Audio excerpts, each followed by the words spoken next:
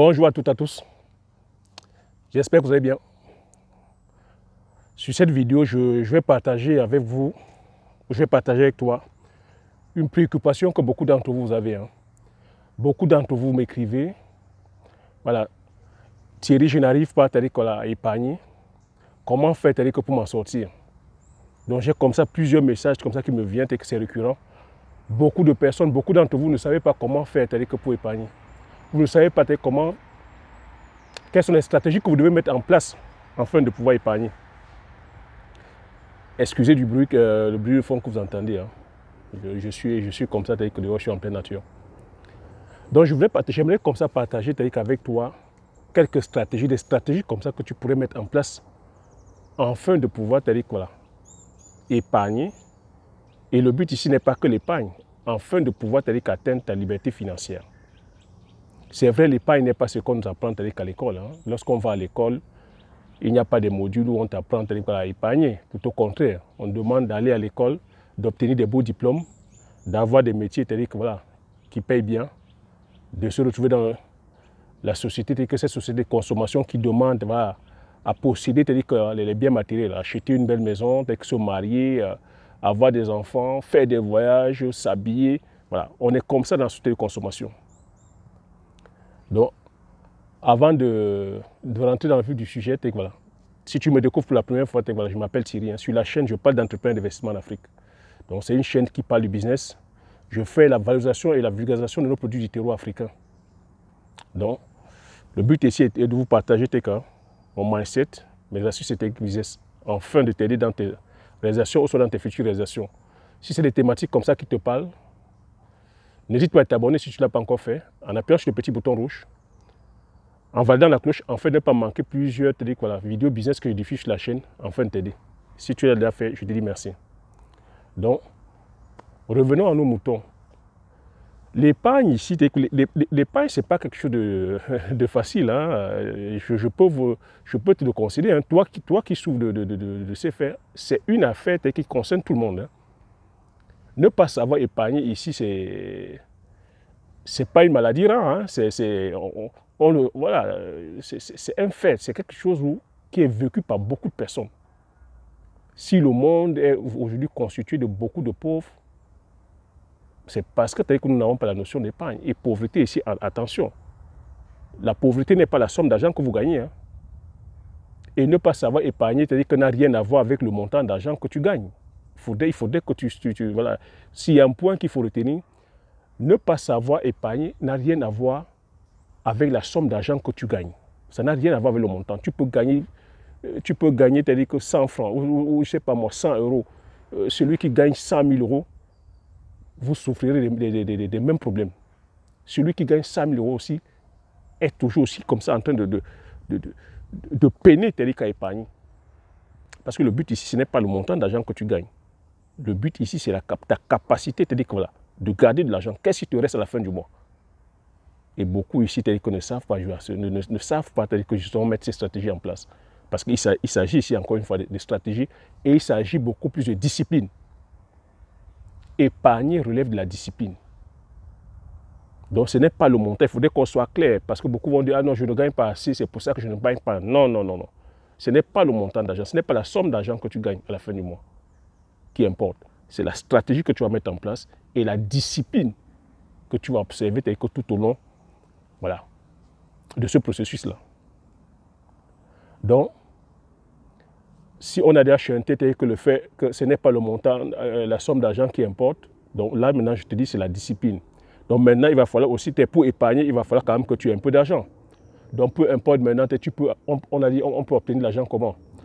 En vendant un service, en vendant un produit ou en échangeant son temps contre de l'argent. Donc ici tu peux être un salarié, tu échanges ton temps contre de l'argent. Voilà, tu as un salaire à la fin du mois. Tu peux être dans les affaires, tu vends un service, tu as de l'argent à la fin du mois. Tu as de l'argent tout le temps. Tu peux être aussi dans les affaires, dans le business, tu vends un produit, tu as de l'argent. Mais maintenant, comment est-ce que tu fais pour pouvoir épargner? Parce que le but aussi, c'est que quand tu es salarié, l'objectif, c'est de se fixer. Le but, c'est qu'à la fin, que tu aies une épargne. Et à quoi sert l'épargne? L'épargne aussi sert, c'est-à-dire que voilà, dans les moments de coups durs. Et moi ici, c'est que la stratégie que je veux partager avec toi, c'est de ne pas te cantonner uniquement à l'épargne. Épargner, c'est bien. Mais rester uniquement, c'est-à-dire que sur l'épargne, non, ça ne te rendra pas riche. Ou ça ne va pas te donner la liberté financière. Tout au contraire, ça va encore t'amener, c'est-à-dire voilà, à être dans ce train-train de consommation, c'est-à-dire voilà, de consommation perpétuelle. Parce qu'il ne faut pas oublier, nous sommes dans une société de consommation. Nous sommes dans une société basée sur l'image. Donc pour répondre à ta question, quand tu m'as dit Thierry, je ne sais pas comment faire pour épargner, c'est que le problème, c'est que beaucoup d'entre vous, vous êtes aujourd'hui, vous suivez, c'est-à-dire que cette mouvance qui est la société de consommation. La société, c'est-à-dire que voilà, d'image, parce que nous sommes dans un monde d'image, que vous ne le voulez ou pas, cette société nous pousse à consommer. Et c'est pour ça que j'ai dit en amont que ça requiert de la discipline. Donc comment tu fais quand tu as ton salaire? Et nous savons tous que quand, voilà, nous qui venons des, les personnes qui viennent des milieux modestes ont cette frustration-là que du fait qu'ils n'ont pas pu avoir certains conforts, lorsqu'ils ont un certain salaire, ils veulent compenser cette frustration-là en achetant les biens matériels, en achetant les objets de consommation, en achetant les objets que j'appelle des fois voilà, les objets émotionnels. Il ne faut pas tomber dans ce piège-là. Donc, à partir du moment où tu as ton salaire, il faut se fixer un objectif. Je vous ai dit à chaque fois ici que la réussite, c'est une question de mindset. Il faut se fixer un objectif qui est plus costaud même que ton salaire. Se fixer un objectif qui va plutôt te permettre maintenant à ramener les sous. Donc, un objectif qui est plutôt un actif au lieu d'être un passif. Donc, ce que je suis en train de dire ici, ça va requérir de la formation. Gagner de l'argent, épargner de l'argent, c'est-à-dire que demande qu'on se forme. Ça ne s'apprend pas à l'école, chers amis. On a vu des champions, c'est-à-dire voilà, des champions sportifs gagnant des millions de dollars, des centaines de millions de dollars, faire faillite. Faute de gestion, faute de mauvaise gestion. On a vu des artistes, on voit des footballeurs gagner des millions d'euros. Ceux qui gagnent des millions d'euros par mois, faire faillite. Parce qu'ils n'ont pas la notion de gestion financière. C'est pour ça que je dis que ce n'est pas la somme d'argent qui importe. Parce qu'il faut aussi savoir, plus tu gagnes, plus tes besoins émotionnels sont élevés. Plus tu gagnes de l'argent, plus tu te dis que tes dépenses sont élevées. Quand tu n'as pas la notion financière. Parce que celui qui gagne 1 million d'euros n'aura pas les besoins de celui qui gagne 100 000 euros. Va vouloir tout de suite s'acquérir, c'est-à-dire une grosse maison, les grosses voitures, va vouloir faire des voyages, va vouloir posséder, c'est-à-dire que tous ces biens matériels et qui ne coûtent pas, qui ne coûtent pas 10 francs. Va vouloir, c'est-à-dire que posséder les biens de marque. C'est ça ton problème. Toi qui m'as posé la question, je sais que tu n'es pas sur les montants de 100 000 euros, mais c'est la même chose. Tu peux être avec 2 000 euros, tu peux être avec 1 000 euros. Le problème, c'est que tu vis au-dessus de tes moyens. Il faut arrêter de vivre au-dessus de ses moyens. Et, comme on a dit, accrocher son sac là où sa main arrive. Il faut apprendre à accrocher son sac là où sa main arrive. Et ce que je dis là requiert de la discipline. Ça requiert de la discipline. Ça veut dire quoi? Quand j'obtiens mon salaire, quand tu obtiens ton salaire, il faut déjà savoir faire la part des choses. Quelles sont les charges fixes qui sont là? Hein? La maison, tel que le loyer, l'électricité, l'eau courante, la nourriture, les différentes assurances. Hein? Ça, c'est vraiment, il y a comme ça une multitude de frais fixes. Tu fais la part. Donc, quand tu as ton salaire, pour un début, pour ne pas te faire mal, pour ne pas te brusquer, je vais te demander de mettre déjà 10% de côté. Tu mets 10% de côté. Donc, ça va requérir que tu ouvres un compte bancaire et tu mets ça dans un compte où tu n'as pas accès régulièrement. Donc, tu ne mets pas ça dans ton compte courant, tu mets dans un compte où tu ne pourras pas accéder régulièrement. C'est comme ça que tu vas commencer. Et j'ai dit, c'est un truc qu'il faut faire tous les mois. Tous les mois. Et en ayant un objectif, ces 10%, qu'est-ce que je vais faire avec? Ce n'est pas pour aller après récupérer les 10% parce que généralement c'est ce que vous faites. Lorsqu'il y a déjà une certaine somme, vous allez prendre tout de suite pour aller acheter peut-être une voiture, tout de suite pour aller faire des voyages. Je dis non. Tu le prends avec pour optique d'investir. Peu importe le type de business ici, voilà, tu vas sur la chaîne, j'ai comme ça, voilà, il y a une panoplie d'idées de business que je diffuse à tout type de montant. Parce que j'ai aussi dit, pour se lancer en business, je vous ai dit que ce n'est pas la somme qui importe. Hein. Il y a des petits business sur lesquels tu peux commencer à des petits montants. C'est la stratégie qui importe et la vision sur le long terme. Donc j'ai envie de te dire ici que épargner de l'argent requiert de la discipline. De la discipline. Et ça demande, quand je dis discipline, ça demande que tu ne succombes pas sur ces objets passifs.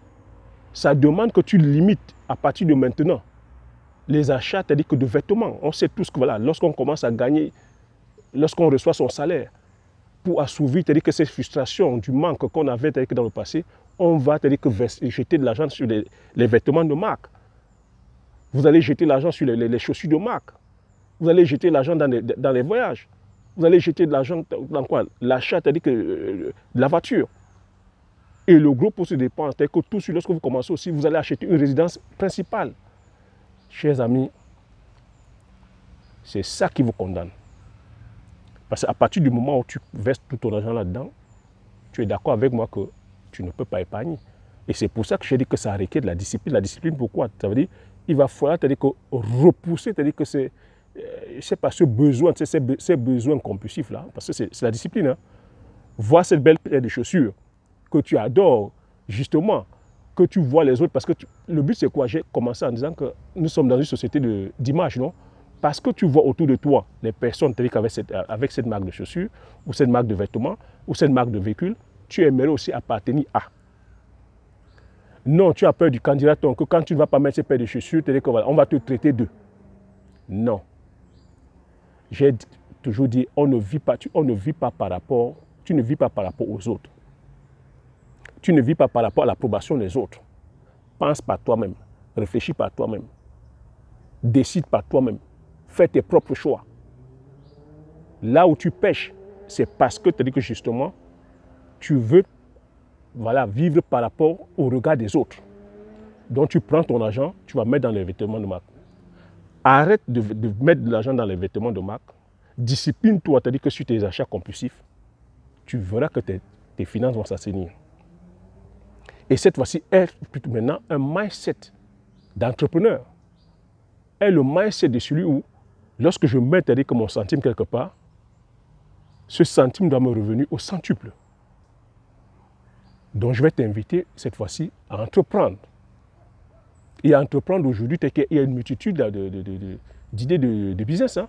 Tu peux entreprendre même en étant salarié. Tu peux multiplier tes sources de revenus même en étant salarié. J'ai plusieurs idées de business que je diffuse sur la chaîne à travers le e-commerce. Voilà, tu peux être salarié et tu fais ton business. Tu peux faire une formation, tu fais ton business. Tu peux maintenant cette fois-ci même te dire je me lance en immobilier tout en étant salarié. Tu sais que voilà, c'est des rendements sur le long terme, mais c'est un patrimoine, tu as du patrimoine, parce que la richesse, c'est le patrimoine. Donc il y a une multitude de stratégies. Tu peux dire je me lance dans le domaine agricole. Il y a une multitude comme ça de spéculations, et le domaine agricole ou le domaine de l'élevage, c'est des leviers comme ça qui te rendent rapidement riche. Tu peux dire j'épargne pour me lancer dans ce domaine. Mais bien sûr, tout en se formant. Donc voilà, mes chers amis ou chers amis, ce que je pouvais partager avec vous sur ce domaine-là. Et vous êtes nombreux comme ça à me dire je ne sais pas épargner. C'est vrai, je vous l'accorde. La société dans laquelle nous sommes ne nous pousse pas à nous enrichir.